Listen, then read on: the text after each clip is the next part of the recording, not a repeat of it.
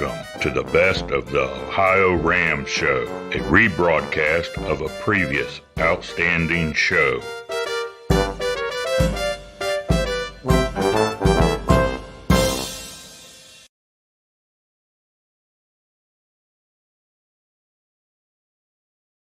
Joanna Sharpe in Auckland, New Zealand. Well, you're not in Auckland right now, are you, Joanna? Hello, Lee. No, I'm not in Auckland. For anybody not from New Zealand, we're a country of two islands. I live in the northernmost island, so the one nearest the equator, because we're in the southern hemisphere. And I live just south of our largest city, which is Auckland. I live out at the beach, and it's a beautiful sunny day here in Clark's Beach today. So if you hear the odd car going past, it's because obviously there is a number of other people also out enjoying the beach, and so they're walking right past my house. Well, welcome back to the OhioRAAM Show. We got acquainted with you on the virtual Raw, I believe. Was your first? You did, and I can't believe how with it I sounded. I look back on that interview now, Lee, and honestly, I sounded really together, and I absolutely wasn't. I was exhausted. Yeah, well, you look pretty good then. You look pretty good now. Thank you. You know, we want to talk about your long white ride, but you had a race or an event, I don't know if it's a race or not, yesterday, and you kind of wound up, as we would say here in the United States, behind the eight ball. Tell us about it. Well, we're very fortunate to host what's called the toughest one-day road cycle race in the Southern Hemisphere here in New Zealand. And we have a very mountainous peninsula, I suppose you'd call it, called the Coromandel Peninsula for anyone who wants to visit when visitors are allowed back to the country.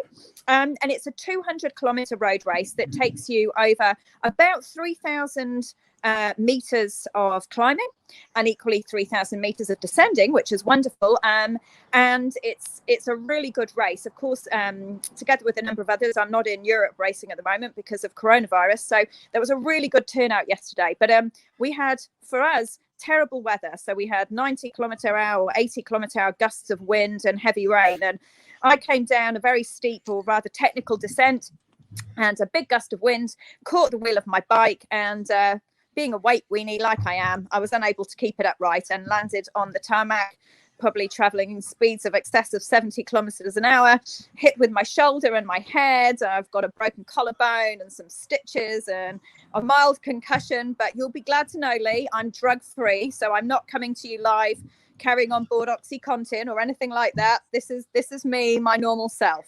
I'm feeling fine. Well, I'm glad to hear that. I remember one guest I had on while they were in the hospital, just not too long after surgery, and they were just a little loopy. Joanna, we won't name them, and if they happen to be listening, you know who you are. If you are listening, please give us a comment or a question, or just say hello. I think there might be one of the people that was here for the your aerobic tour on here, so pop in, say hello to us. We're feeling kind of lonely here on YouTube and Facebook, and I think we're trying to stream to Twitter now. I'm not sure. This is our first go at that, Joanna, so keep your fingers crossed that worked. We'll see. Somebody might be able to tell us whether or not that's true. Go to Twitter and check on OhioRAAM Show and see if we're there or not. So you're at least talking and walking. You have an arm. It's in a sling, Lee. It's no big deal. I mean, how many cyclists do we know? Isn't it part of a club when you break your collarbone? If you don't have a broken clean break, you don't have to have surgery on it. Is that right? No, it'll heal. Give it a few weeks, and I'll be back on the bike. It's no worries. I'll be fine. The cyclist that doesn't have a collarbone broken, well, that's me. I have it. But I'll tell you what, Joanna, I was a fraidy cat descender. I was, my teeth clenched, and I kept looking down at those before the days of disc brakes, those little rubber pads. I says, the only thing between me and death are those two little rubber pads. Well, let me tell you what you need to do then, Lee. Simple answer to that. You need to yourself either take part in RAM or you need to do your version of the long white ride. Because let me tell you, after 6 days sitting on a bike seat, you lose all fear because all you want to do is get to the end as fast as to the end possible. Yeah. Well, maybe I'll try that in my next lifetime. I don't know. That would be good. Hey, let's talk. We got you here originally to talk about the long white ride. And describe this to us in general, the route, what's involved, the transfer you have to make from island to island, etc. Sure. So, as I explained before, New Zealand is a country of 2 islands separated by what's called the Cook Strait, which is a big body of very choppy water between the 2 islands. The journey is one of quite significance in the sense that we're a very mountainous country. So you have to Everest, oh goodness Lee, a whole number of times to get from the top to the bottom. So I started at the very north of our North Island, which is nearest to the equator here in New Zealand, and it's called Cape Reinga. Cape Reinga is very significant to us in Māori culture because it's where we believe that our spirits depart from this world and go on to the next. So there's a lighthouse there, and over the years, 3 people prior to me have completed the journey where they've cycled non-stop from Cape Reinga at the top of the North Island all the way down the North Island, across the body of water, along down the South Island to the very tip of the South Island, which is nearest to the Antarctic, a place called Bluff. And it totals about 2,200 kilometres, as I said, with an awful lot of climbing. Now, to be fair, we're also not a very populated country. So whilst it's incredibly mountainous and very windy, because we are an island, it's not anything like the traffic volume that you yourselves would have to deal with in America or equally in Europe. So I anticipated it was going to be very beautiful. So I think from my perspective, somebody that I think you've had on the show before, we've got great cyclists here in New Zealand who have completed the long white ride as men. I thought it might be fun to try and encourage women to do more ultra cycling and thought I'd give it a go to be the first woman. So I was really, really pleased to have an amazing group of people. And we departed from Cape Reinga on our long journey about 8 weeks ago now. So probably one thing I should just say is we were very fortunate. We call it in English the long white ride, but Māori gifted us a name and blessed our journey. And the Māori name for the ride is He Araroa, He Oraroa. And in Māori, that means a long journey of difficulty so others may live a fulfilling life. And the reason for that was, of course, we were doing the long white ride to raise awareness for bowel cancer and the signs and symptoms of bowel cancer to help others hopefully understand the signs and symptoms and not receive a terminal diagnosis. Okay, very well. And let's just, while you mentioned bowel cancer, let's get on with that a little bit. I believe you lost a close friend to that disease fairly recently, didn't you? I did. It was really sad because she was a young lady and I met her through cycling. She was a professional cyclist over in Europe, and she was misdiagnosed for 6 years. As is often the case, unfortunately, people thought she was too young to have bowel cancer. And by the time she was diagnosed, unfortunately, it was too late. Her name was Britt Mill. She left behind a beautiful husband called Cam. And it was, in my opinion, such a needless passing. And I myself had a scare along a similar time frame to Britt. But because of great medical intervention, I was picked up really, really early. And therefore, it was a non-issue for me. So it just made me feel that if we could raise a bit more awareness of the signs and symptoms for bowel cancer, maybe we can prevent other young people experiencing such a diagnosis. Yes. It seems to me, I read recently that in the United States, or maybe this is more worldwide, they're now recommending that persons start the screening at an earlier age than what they had been. I think here it was 50. Does that sound right, Joanna? Yeah, I think the highest cases of bowel cancer that go undetected until they become terminal are in young women under the age of 30. And for us, Māori men over the age of 50. And I suppose Māori, for those that don't know New Zealand culture, the Māori is the indigenous population of New Zealand. So I suppose it would be, those two groups that are most heavily affected. So yes, your thinking sounds right to me, Lee. I have reached that point in life, Joanna, where the Surely doctor not. told me that I no longer will have screenings. I didn't cry over that, but well, there is an interesting story. He told me, you now have reached the age where we'll no longer screen you. And so, okay, that's fine. But the next year, in fact, I was in the hospital at the start of the race across America. Can you believe it? What a place to be, with diverticulitis. Oh, and I went to be scanned after I went to the doctor, so many weeks afterwards. And he said, I think we ought to take another look. And I said, you promised me that was all there would be. And he said, actually, he kind of left it up to me, to be truthful. But he said, if we would miss something, you'd be unhappy, and so would I. So I did one more. It's not the most pleasant thing that one can do, but it's not that big a deal. You just have a day when you're kind of hungry. Jim, we're glad to see you. I'm back from the sleep deprivation. Still can't talk. I feel very honored. I was wondering what I'd done to upset you, that you ditched me. No, not at all. Actually, I was watching. I was like, I got to get on and talk. So, But Jim says, nice to see you. This guy is screwing it up so bad. No, you're doing great, except for the part about me giving away a picture. Yeah, I think that's a good idea. We're going to start. Joanna wants one, don't you? Yeah, I do. I can't believe that you've not had loads of people already comment in to get a signed autographed photo of Jim. I can't believe you've not had hundreds. We'll do that picture right there. I like it.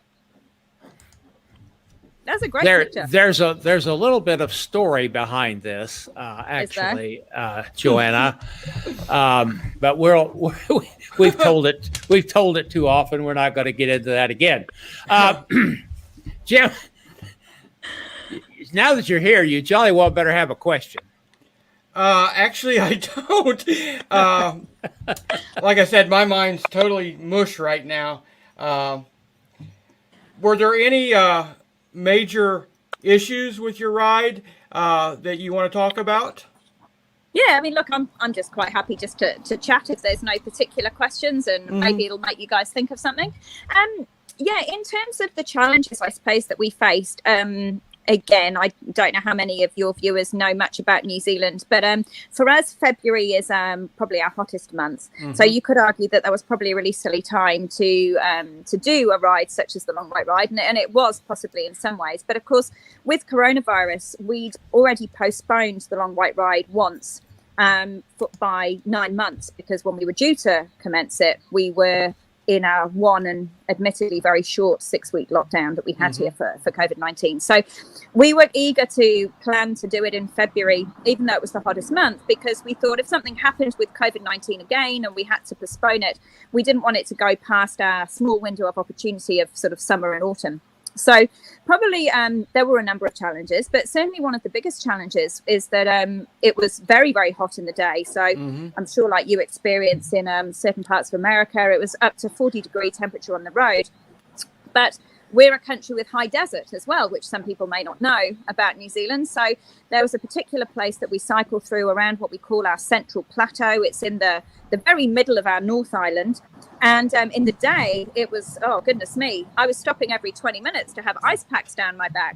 But then at night, the temperature drops to sort of 1 degree. So again, something you guys are probably quite familiar with. So that was certainly challenging. The weather definitely posed challenges for myself and the crew. Also, the wind. So we were at one point in the South Island where We experienced 90-kilometre-an-hour headwinds. I got blown off the boat so many times that unfortunately in the end the crew decided, for health and safety reasons, we had to pause for a little while whilst the wind dropped.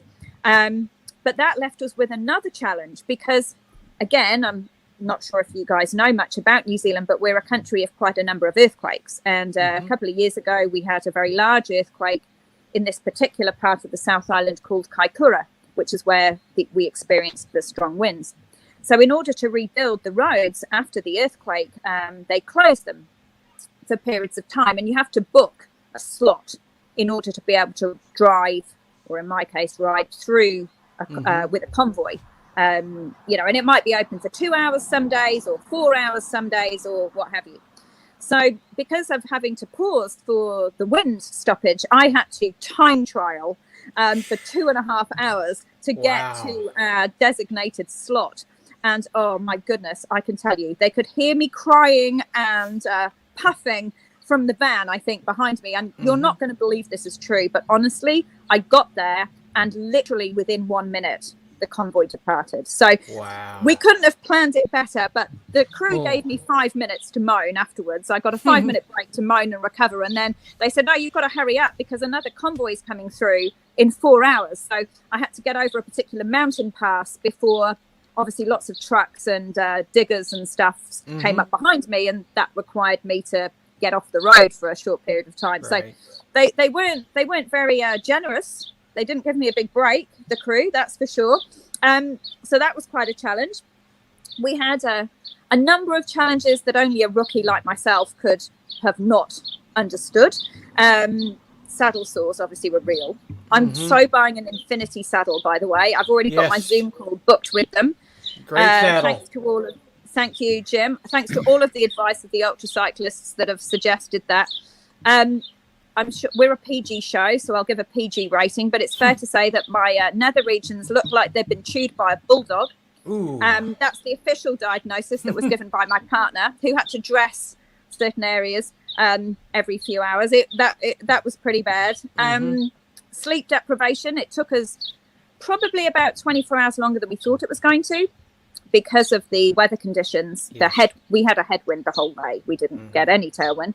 So I was about 24 hours behind what I thought I would be time-wise. And so clearly my 45-minute nap once a day wasn't quite sufficient. So we got to a place called Milton, which is towards the bottom of the South Island. And I had a total psychotic break. I had no idea who I was.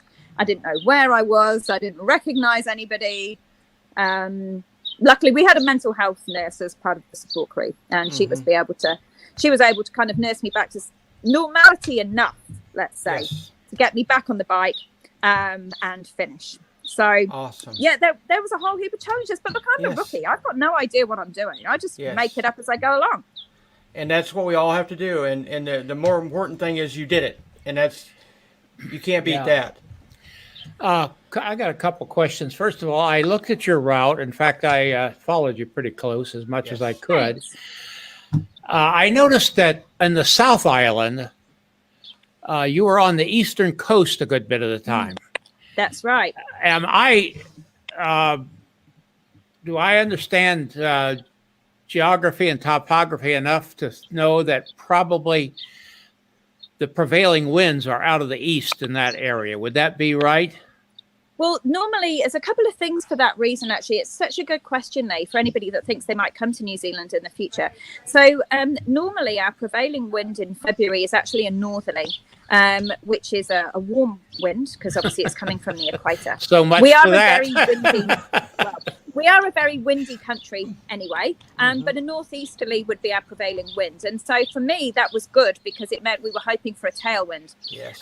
But of course, everything's upside down in our world at the moment. So of course, I ended up with a southeasterly, which gave me a headwind the whole way. Wow. But the other reason for the other answer to your question, Lee, is that, again, what people may not know about New Zealand is we have huge mountains and glaciers.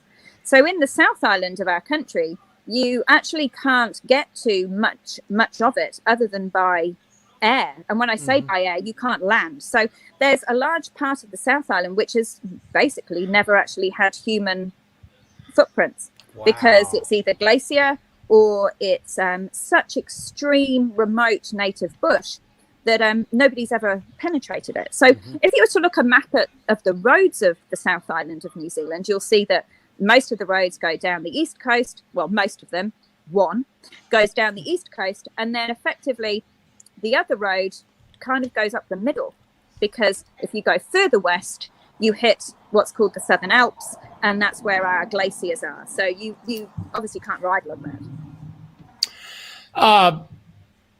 Sheep. I've told that sheep roam open range. No sheep. Mate, we're a country of 5 million people. There's probably more people than that live in your town. Not many people live here, but what we do have is a lot of sheep. And we have a lot of beautiful coastline too, so there's good reasons to come here. But I think sheep outnumber people by about 10 to 1. I did see quite a lot of sheep, but I saw a lot of rabbits, and they were darting all kinds of places in front of me. I'm sure you get that issue too. But that's the amazing thing that I found, which won't be new news to your experienced cyclists, but for a rookie like myself, when you're riding along roads in New Zealand but see very little traffic, at night they see no traffic, and we have no street lights. So you can look up and you can see the Milky Way. It's beautiful. I bet that was but beautiful. Then you get these strange noises, which when you've had not much sleep for a week, you really begin to wonder what those noises. That played with my head a lot, until I realized that it was 3 things. It was sheep, it was cows, and it was rain trains. You know those big rain trains they put in to water the paddocks? Yeah. It took me nearly a week to figure that out. And in my broken mind, I was imagining it was all kinds of things. Wow. But it was mostly sheep. But yeah, it is beautiful. You can travel for hours and you see nobody. And that was a joy, because everybody in New Zealand, because there's not many of us, by the time we got to the South Island, most people knew what we were doing. So I was thinking that all the people beeping their horns were people going, "Get off the road, you cyclist." But actually they weren't. It was people going, "Yay, Joanna, keep going." And we had people roadside. There was, very heartwarming and touching. But I particularly remember one family, husband and wife, who'd brought a picture with them of their departed son who'd passed away of bowel cancer. And they came roadside to cheer me through, to say thank you so much for what we were doing for raising awareness. So the really cool thing about being, especially in the South Island, quite a remote country, is that all the truck drivers knew who they were. They were all air horns as we went past. And yeah, people were just wonderful. That's great. And tell me about the transfer from North to South Island. How did you accomplish that? Was that by a reservation, or did you have a schedule you had to meet there? Right. So that's a really good point. So you might know, I think you've spoken before to Craig Harper, and you may have spoken to Colin Anderson, both of which are ultra cyclists that have previously, they're the 2 people living who've previously completed the long white ride. And Colin Anderson took the ferry, and Craig Harper took a helicopter. So for me, I wanted the record to be recognised by Guinness World Records. And the reason for that was that, we were obviously doing it for bowel cancer in New Zealand. Hold on a minute. My dog's just got out. Ash! I can confirm the weather isn't as nice in Wellington as it is at Clark's Beach. We're beginning to worry about your dog. I'm so sorry. Okay, 2 things. Number 1, running with a freshly broken collarbone. It's not a good thing. Not great. That's retired racing greyhounds for you. 0 to 70. Oh, yes. Wow. I saw your dog. Are they rescue dogs? Yeah, he was a racing dog. So yes. That's awesome. Great thing to do. Clearly, he's still got some speed in him. So I'm so sorry. How embarrassing. He's crying now. worries. Anyway, where were we? Hopefully you chatted amongst yourself for a while there, did you? Clark's Beach is, again, if you were to look at a map of New Zealand and you look at the North Island, which is, compared to you guys, that's our warmest because we're in Southern Hemisphere. I understand. So if you were to go just below our biggest city, Auckland, and go off to the coast. Now, we Americans are scientifically illiterate, but Jim and I, at least here, know that once you go south of the equator, things get warmer as you go north. Well, I didn't want to assume because you see, you say, I mean, obviously you two know, but I think I always make the assumption that most people don't know where New Zealand is because, of course, Australia is very well known, and lots of famous ultra cyclists come from Australia, and there's lots of ultra cycling races in Australia. But New Zealand is lesser known, maybe until coronavirus. Now I suppose a few people have heard of us, but we're such a tiny country. I just assume that you don't know where we are. But anyway, now hopefully you're learning a bit about the Long White Ride. Maybe some more people might come down and give it a go, because there's a men's record to be broken and there's a women's record to be broken. I think your question before I departed, though, was about how I got across the Cook Strait, wasn't it? Yes. I think what I was saying is that we decided that we wanted our record to be able to be verified by Guinness. And that was purely for, I suppose, marketing reasons, to be honest. We wanted to raise awareness for bowel cancer in New Zealand.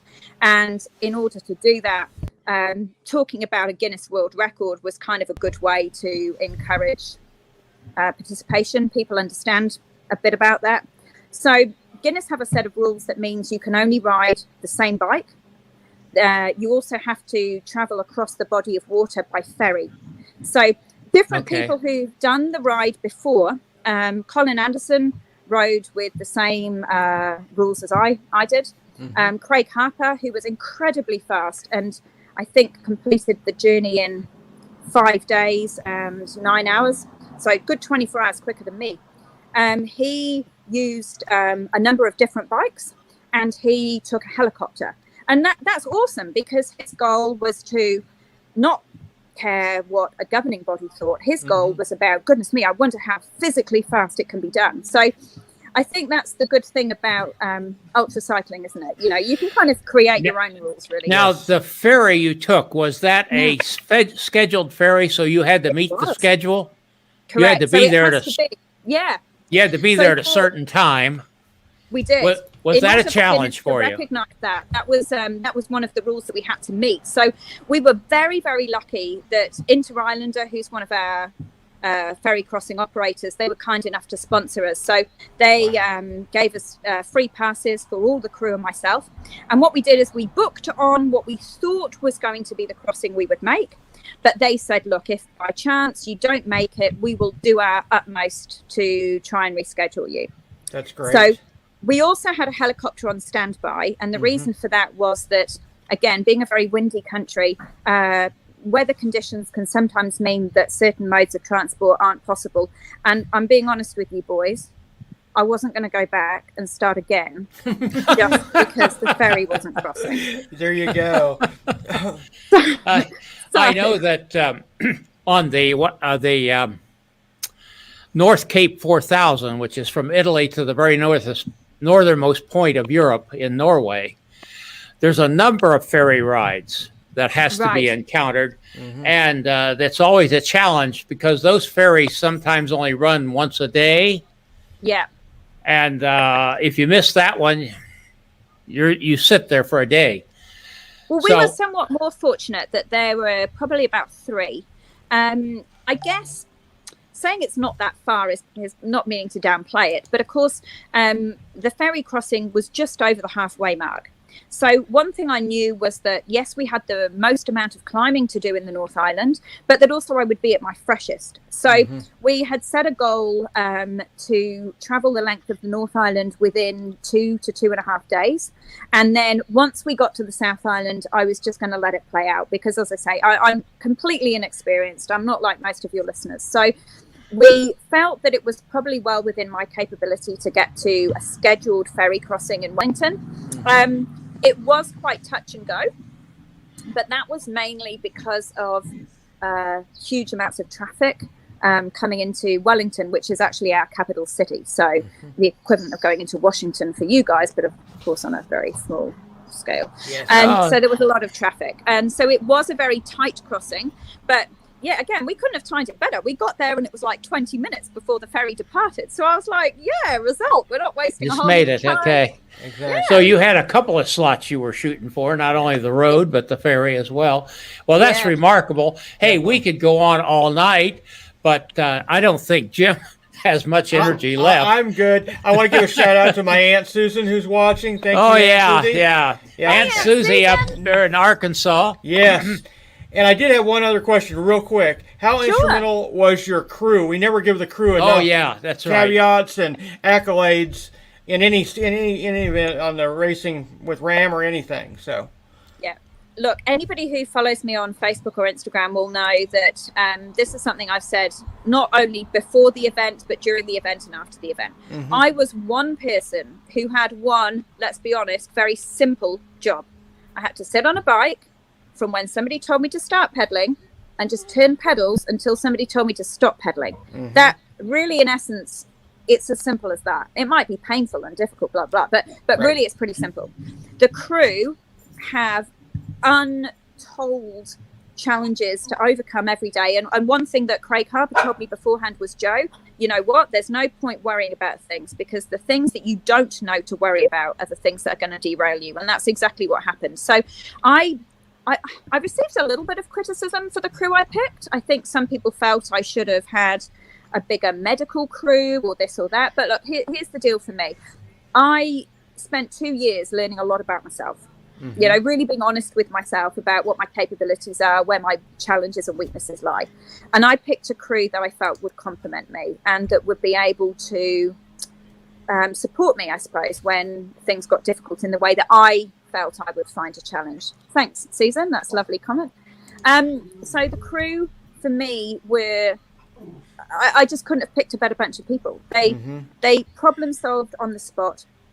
They dealt with untold impossible challenges. We had road slips, we had road closures, we had weather issues. I had a serious mental health episode. I had medical events, but they just rolled with it. Like, from my perspective, I wouldn't have known that there was anything wrong. I mean, my mechanic, I spent 48 hours throwing up on the poor guy every 30 minutes because the heat and the weather had got to me so much. I was in bad shape. They just dealt with everything that was thrown at them. And the crew consisted of my longtime partner, Jude. We had beautiful guy called Rich Wyatt, who's a professional driver. We had my bike sponsor and mechanic, Benny, from Benny's Bike Shop. We had a very good friend, another girlfriend of mine, Bronwyn, because I thought, when you're a girl, you need a couple of girls on the crew, right? Because they got to deal with situations. Yes. Boys don't need to see that stuff. And then we had another great adventurer and first aider, Mark Atwood, who's very experienced as crewing for multidiscipline adventure races. Gotcha. So for me personally, together with the crew that we had on call, so we had a mental health nurse, we had a physiotherapist, we had a team of medical people, all on standby 24/7 on the phone and on FaceTime. For me, that was the perfect crew. I mean, that's not to say it would be the perfect crew for you, Jim, or for anybody else. But for me, I think what I learned is you've got to be honest with yourself. What do you need? What is going to trip you up? Exactly. I needed people that could problem solve on the spot. I needed people that weren't going to get phased. I needed people that weren't going to go, oh, are you going to be okay? Right. I needed somebody that was going to be like, get your ass back on that bike seat, girl, because we've still got another 1,000 kilometers to go. Yes. I needed that in my team. And to say they didn't let me down, honestly, it makes me well up. They so overperformed in every single way that I wanted to come out of it being the best version of myself. I wanted to be a good leader. I wanted to be somebody that my family would be proud of, that I could be proud of for the way I'd presented myself. That was more important to me than any record. It was about, let's all have an adventure. Let's make this be that week that when we're in our 80s and 90s, we all go, oh my God, do you remember that time we cycled the legs of New Zealand? And that's what I got with that crew of people. They were just magical. Awesome. And we are proud of you, Joanna. Very, very proud. You just brought a tear to my eye, Joanna. Yes. I'm one of those people you talk about. And I thank the good Lord every day that I did what I did when I could do it. Yes. I was sitting at a coffee shop not a year or so ago, feeling sorry for myself because what I couldn't do anymore. And I looked around and I thought, you poor slobs sitting in here, you haven't done half of what I've done. Exactly. And so spot on. Yeah. What you said there, I think, to me encapsulates everything about why I think ultra cycling is special. Clearly I'm sitting here with a broken collarbone, and I don't care for a podium finish. I care about an adventure. Yes. I care about empowering other people to think to themselves, God, do you know what? That crazy Lee, Joanna, Jim, they went off and did this thing. You know what? Maybe I can cycle 5K. Exactly. Maybe I can get my whānau, or as you say, family. Maybe we can get our whānau and friends together and go for a walk. How can we empower people? For me, particularly people who identify as female, but how can we empower people to want to get out and live life? I mean, exactly. Life is a blessing. And for me, if me doing a thing and talking about it makes other people want to go out and do something, like I was asked the other day, how would you feel about somebody trying to break your record? And I'm like, I'm going to be telling them to phone me. How can I help? What advice can I give you? Great, get out there, do it, brilliant. I'll be on the sidelines cheering for you. We should be about encouraging others, and I think that's what's beautiful about ultra cycling. So I've got more adventures planned, Lee. Don't you worry. Well, okay. I said you already clicked on her. I'm sorry. We did each other. So sorry about that. We undo one another's buttons here sometimes. That didn't sound right, did it? Can I go back? That's the joy of going live. There you go. We can't edit it. Don't make me laugh. There you go. Ooh. I've been fortunate not to do that yet, so you can't laugh, can you? I'm sorry about that. Geez, Jim, we got to call an end to this. I mean, I know we got to have her back on for a second show. My dog at 7:30. It's 7:45 here in the United States where we're at. Mm-hmm. At 7:30, he thinks it's playtime, and he's sitting over here. But that makes me feel better because he's over here telling me, daggone it, get off here and play with me. There you go. But in that case, I will look forward to maybe chatting to you again when we get once my collarbone's healed. We've got a big New Zealand adventure planned before Christmas. We've got an enormous New Zealand adventure planned for after Christmas. And then our plan following that is hopefully the borders are open. We're going to head to Australia and do something truly ridiculous. So let's keep in touch because maybe we can get some other people motivated. Don't you stay in touch with us, will you? Keep us informed because we can't read your mind, and we just want to. I will be in touch, and we'll have a good chat about those upcoming adventures nearer the time. We're going to go off the air. Thanks so much, Joanne. Jim, your pay has been restored. So thank you. Yes. Good luck with that. And thank all of you for watching. All your comments meant a lot. We've had a fantastic show, a fantastic couple of days, Jim. Yes. Many more to come. Many more to come. The next weekend's going to be great as well. Hey, blessings to all of you. Mind how you go.